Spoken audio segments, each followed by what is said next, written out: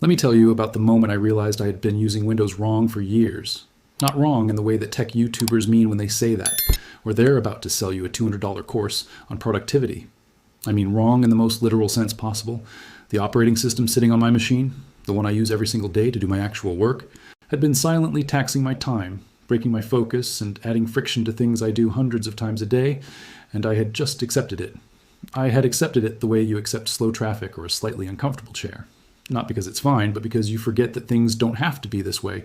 What changed that was a piece of software called WinHawk. And I want to tell you exactly what it is, what it does, what I was skeptical about before I installed it, and what 30 days of real daily use actually revealed. Because the story of WinHawk is, weirdly, also the story of something deeper. The gap between the Windows Microsoft decided to give you and the Windows the user community decided you actually deserve. So let's start with the skepticism, because it's important. When I first came across WinHawk and Windows customization communities, my immediate reaction was the reaction that years of experience with Windows optimization tools had trained me to have, which is to say, mild suspicion edging toward dismissal. Because if you've spent any real time in the Windows customization space, you know exactly what that category of tool usually looks like. You've seen the registry cleaners that promise to make your PC feel like new and deliver exactly nothing measurable except the warm psychological comfort of a progress bar completing. You've seen the visual theme tools that reskin your taskbar for about 2 weeks before a Windows update quietly vaporizes them and you're left debugging a corrupted shell. You've seen the startup managers, the RAM optimizers, the performance boosters that are really just placebo interfaces wrapped around tasks your system was already handling fine. The promotional language for all of these tools sounds identical. Transform your Windows experience, unlock what Microsoft won't give you, finally have the system you deserve. And the experience of actually using them is also frequently identical. A promising first impression that the novelty of the new configuration creates, followed by the gradual realization over the following weeks that you've traded a stable, predictable system for one with a nagging incompatibility problem, a weird UI glitch that only happens under specific conditions, or an update that breaks everything and requires a 2-hour troubleshooting session on a Thursday evening when you have actual work to do. That was my prior experience. That was the lens through which I looked at WinHawk initially. What made me change my mind about even trying it was a single distinction I came across in the documentation, a description of what WinHawk actually is that separated it clearly from everything I had dismissed before. WinHawk doesn't describe itself as a customization tool. It describes itself as a modding platform for Windows system software. And the difference between those two things, which sounds like it might just be marketing language, is actually the difference between the entire category of tools I had learned to distrust and something functionally different at a technical level. Customization tools operate at the surface. They change how things look. They modify the visual representation of the interface without touching the underlying behavior.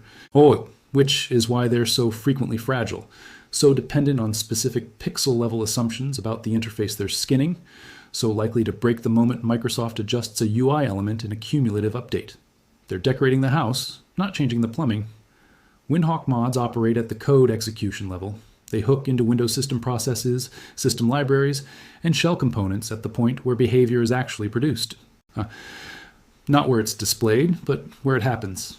The distinction matters enormously because it means WinHawk isn't re-skinning anything, it's modifying what the software actually does.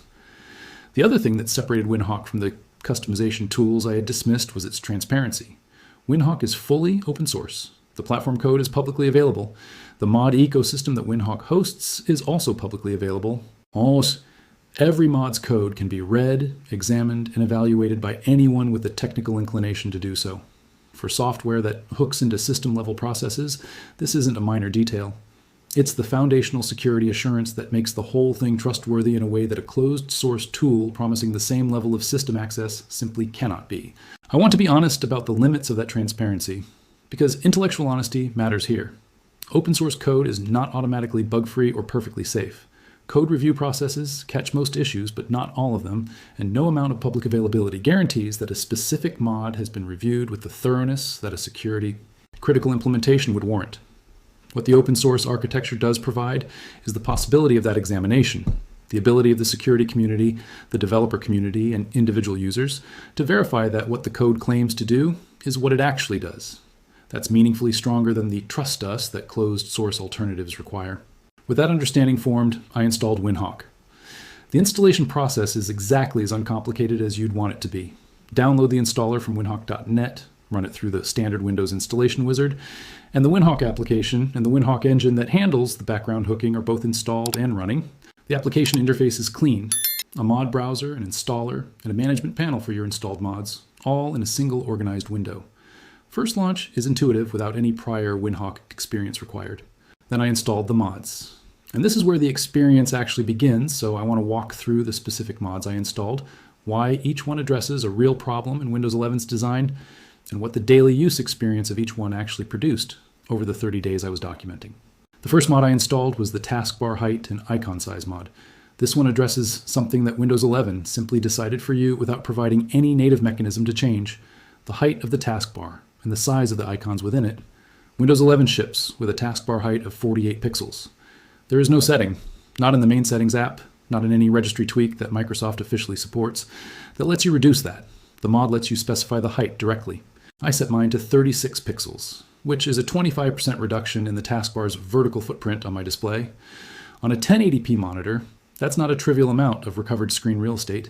It's display rows that used to be dedicated to housing the taskbar that are now displaying content. Over a full working day of document editing, browser research, and application switching, that additional vertical space is continuously present, continuously reducing the cognitive cost of scrolling and the frequency of needing to resize windows to see content that's hiding behind the taskbar's lower edge. The second mod addressed something that had been quietly irritating me for longer than I'd consciously registered: the system tray overflow menu. Windows 11, by default, hides most of your system tray icons behind a small arrow button that opens an overflow panel.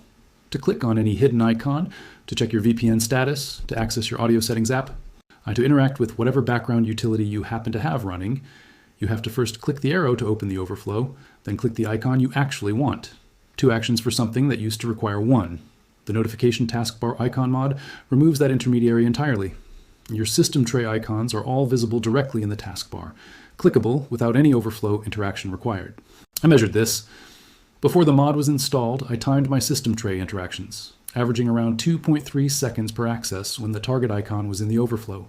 After the mod, 0.4 seconds. That's 1.9 seconds. Recovered per interaction. My monitoring over the 30-day period documented an average of 23 system tray accesses per working day. Run that math, and you get roughly 43 seconds of recovered time per day, just from eliminating an overflow menu that Microsoft decided was the appropriate design choice for an operating system used by productivity professionals. The third mod was middle click to close. On macOS and most Linux desktop environments, you can close a running application by middle clicking its taskbar icon. On Windows 11, you cannot. You right click and select close from the context menu, or you use Alt plus F4, or you go to the window itself and click the X. The mod implements the middle click behavior that the other major operating systems provide natively. For something as frequent as window closing, the single action efficiency adds up faster than you'd expect. My measurements showed average window closing time dropping from 1.1 seconds to 0.3 seconds, a 0.8 second reduction, multiplied by an average of 31 window closings per day, which comes to about 25 additional seconds recovered daily.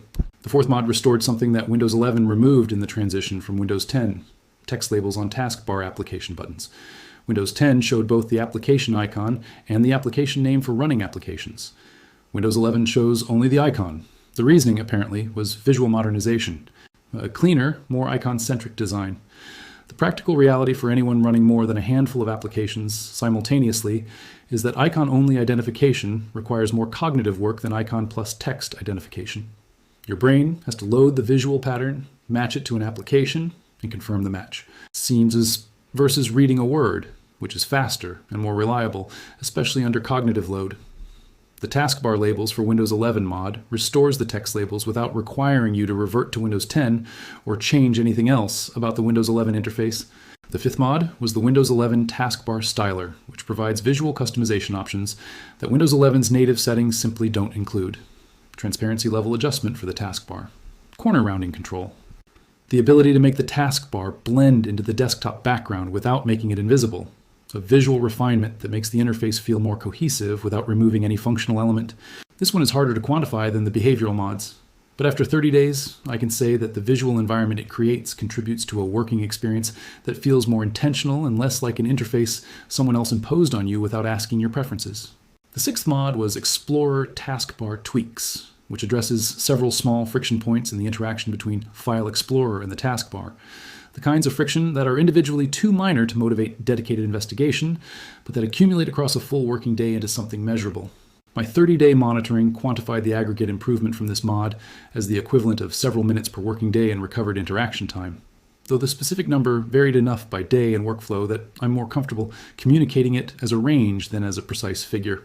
Now, I want to be direct about the risks, because recommending a tool that hooks into Windows system processes without honestly acknowledging the risks would be the kind of half-honest promotional content that makes technology recommendations worthless. The primary risk of WinHawk is Windows Update compatibility. When Microsoft releases a major Windows update or a significant cumulative update, the internal structure of the Windows components that WinHawk mods hook into can change in ways that make a mod's continued operation unstable or broken. This is a real risk, not a hypothetical one, and WinHawk's own documentation is upfront about it. What WinHawk's platform does to manage this risk is automatically disable mods when it detects that the system components they hook into have changed in potentially incompatible ways. The mod stops working, rather than continuing to operate against changed code in a way that could destabilize the system. The restoration path is waiting for the mod developer to update the mod to work with the changed system components, which, for well-maintained mods in an active community, typically happens within a reasonable time frame after a major Windows update, but does require accepting a period where the mod's functionality is unavailable. That's the honest risk picture. It's not catastrophic system failure territory, it's your taskbar labels will stop showing until the mod gets updated territory. Whether that trade-off is acceptable depends on your tolerance for that kind of temporary disruption during Windows update cycles. What WinHawk does not do is anything about the features Microsoft has deliberately locked behind Windows 11's limited settings interface for strategic reasons. It doesn't bypass Microsoft account requirements. It doesn't restore features that Microsoft has sunset. It doesn't address the deeper architectural decisions about how Windows 11 collects telemetry or manages updates. WinHawk's scope is the behavioral modifications that the mod community has developed and that hook into Windows components at the level where those modifications are achievable, which is a genuinely broad and useful scope, but it's not infinite. Something I've been thinking about for the entire 30 days of this documentation is what the existence of WinHawk's mod ecosystem actually tells us about Windows 11's design philosophy. Because every mod in WinHawk's repository is, in the most literal sense, a community response to a decision Microsoft made. The taskbar labels mod exists because Microsoft decided to remove text labels from taskbar application buttons and provided no way to restore them. The taskbar height mod exists because Microsoft decided to fix the taskbar at a specific height and provided no native control to adjust it. The system tray mod exists because Microsoft decided to hide icons behind an overflow menu and provided no setting to change that behavior. These aren't obscure features for power users with unusual workflows. Text labels on taskbar buttons, adjustable taskbar height, visible system tray icons. These are basic interface characteristics that Windows users had for decades, that Windows 10 provided, and that Windows 11 removed in the name of visual modernization, without providing the settings that would let users who preferred the old behavior maintain it. The WinHawk community built what Microsoft decided not to provide. The fact that a community of developers coordinates to maintain these mods, updates them after Windows updates, and continues to develop new ones isn't just a testament to the dedication of the Windows customization community. It's a measure of the distance between what Microsoft delivered and what Windows users actually need. Here's what the installation process looks like if you decide to try it. Go to winhawk.net, download the installer, run it, and complete the installation wizard. The whole process takes about 5 minutes. Then open the WinHawk application, navigate to the Explore tab, and search for each of the mods I've described. The search, select, and install flow is identical for each one. Find the mod, click Install, configure the settings in the mod's settings interface. The recommended mods I've described take about 15 minutes to install, and roughly 10 additional minutes to configure each mod's settings to your preferences. 30 minutes total from opening the WinHawk installer to having a fully configured Windows 11 environment with every one of these modifications running. After 30 days of using Windows with this setup every day for real work, well, not controlled demonstrations, not brief showcases for a video, but the actual sustained daily computing that reveals whether something genuinely improves your experience or just creates a temporarily satisfying first impression. My honest assessment is this: the cannot go back feeling is real, and it's real for the right reason. The right reason is not technical dependency. The mods can be uninstalled, WinHawk can be removed. None of this locks you into anything at a system level. The reason going back would be difficult is that going back would mean accepting the return of friction I've now experienced the absence of for a month. It would mean watching the overflow menu animate open again every time I need a system tray icon. It would mean squinting at icon-only application buttons trying to remember which instance of which browser is which. It would mean the taskbar consuming 25% more of my vertical display space than it needs to. None of these things are catastrophic, but none of them are necessary. And spending 30 days experiencing their absence makes their presence feel like exactly what it is, a design choice that was made for reasons that have nothing to do with your workflow. WinHawk gives you the Windows 11 that the community built for the way people actually work, rather than the Windows 11 that Microsoft built for the visual aesthetic they wanted to achieve. The distance between those two things turns out to be about 30 minutes of installation time and 6 mods developed by people who wanted their operating system to get out of their way. Install it, configure it, use it for a month, then decide whether you can go back.